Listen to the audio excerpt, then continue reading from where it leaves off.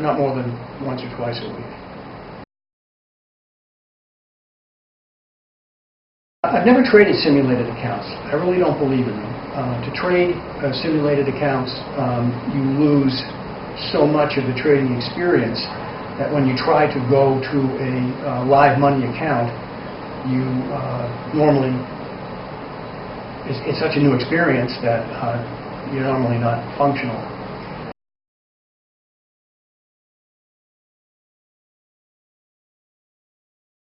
If you trade a paper trading or simulated trading, you need to introduce risk to that trading. Actually, there's two things you need to do. If you're going to start out in the market with $5,000, don't get a simulated account for 100 grand. Get a simulated account for $5,000. If you're going to start out with 50 grand, get a simulated account for 50 grand. Don't make it unrealistic, make it realistic. You need to introduce risk. And by that, I mean that if you lose money, there has to be a penalty. Like, for example, let's say you don't like cold showers. Well, for every $100 that you lose in the markets, you need to have an oven timer and set it for 1 minute and go in there and take a cold shower at the end of the week. That represents the number of hundreds of dollars that you've lost. This actually introduces risk to your trading. If you don't like cold showers, you have to take a cold shower.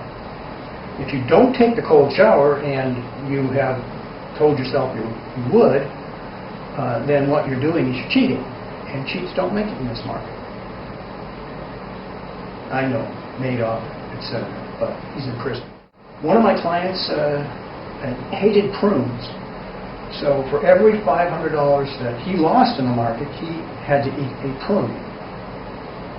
You don't want to do something that's really going to hurt yourself, but obviously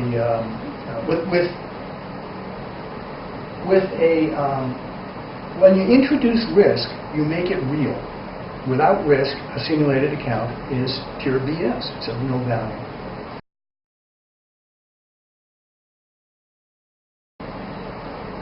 I have 3 trading plans, and they are all written out. I don't need to have them posted here at my trading table in order to use them, because I know them by heart. I mean, I know them perfectly.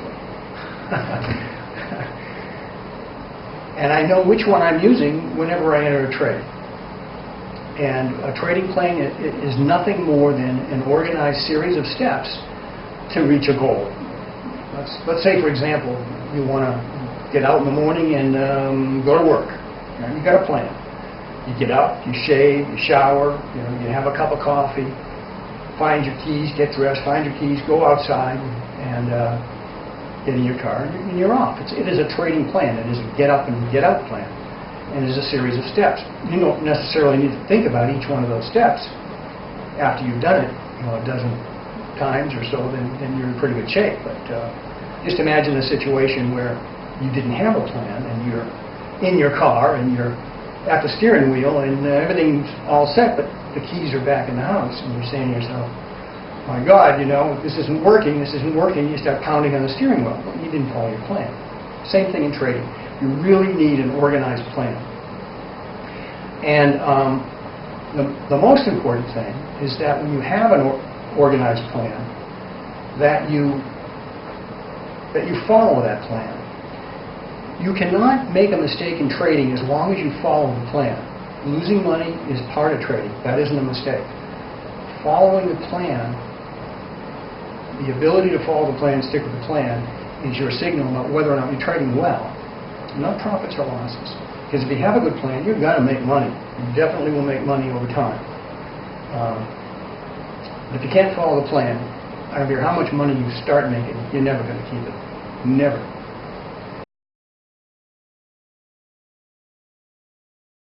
I made my first trade when I was 15 years old, a company named HIPOTHETICAL. So before that, I was doing model trains in the basement of a house, building model train sets, line-out trains. And after my HIPCO experience, which was mildly profitable, I ended up going to college, and I started seriously trading in 1967 when I got out of school. Very seriously trading. I've been trading stock index futures since 1982. That's when the S&P futures index came out in America. Before that, I was trading the value line. The value line came out a couple of months before that, and I traded that when it came out. So I've been trading it continuously since they were offered in America. And I love the market. I love to trade the market. It's a money machine if you know how to approach it correctly. My trading style is to use leading indicators. I get out in front of the market, I determine where support and resistance is, and play accordingly. But I get these numbers ahead of time. I don't get them after the fact. That's what's key. I also have trend indicators which can precede the market, get out in front of the market. That's called the MACD predictor, and I have an oscillator. To the uneducated eye, it looks sort of like a Bollinger Band. It's a volatility oscillator, but it too gets out in front of the market. In 1982, I developed this thing called the oscillator predictor, and that's the volatility band, but it's in front of the market. Everything I do is in front of the market, because I want to know what I should be doing tomorrow or in the next 5 minutes, not what I should have done a day ago or a week ago. The DiNapoli level techniques are the techniques that give me my major support and resistance levels. And I trade accordingly. The main change over the last couple of years is with this MACD predictor. When I first started using it, I had no idea of its value. It was valuable then when I first started to use it because it gave me trend change ahead of time.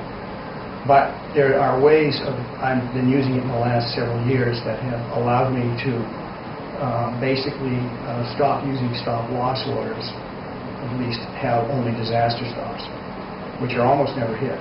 And by watching what's called dynamic pressure on the MACD predictor, I can determine whether or not I'm right in any given trade. It is pretty amazing.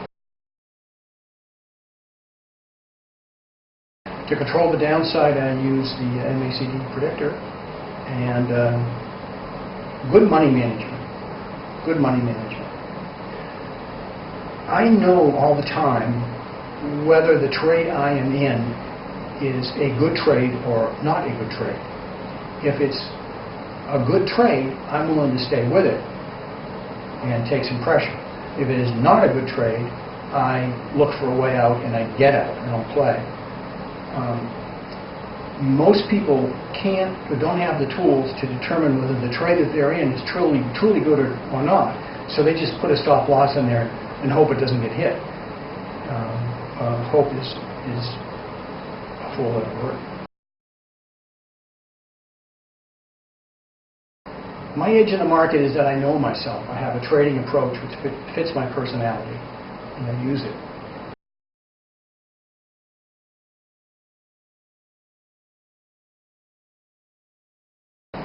Back about 1985, I got involved with Fibonacci studies, and at the time, I really didn't want to study Fibonacci work. I thought it would just be one more useless path I'd go down and put months of study into and would yield no beneficial results. But that was wrong. A friend showed me some of the very basics of advanced Fibonacci analysis. I then took my engineering background, applied that background to these levels, created a whole set of rules, DiNapoli levels, which is a subset of Fibonacci work, and then my trading really started to change, for the better.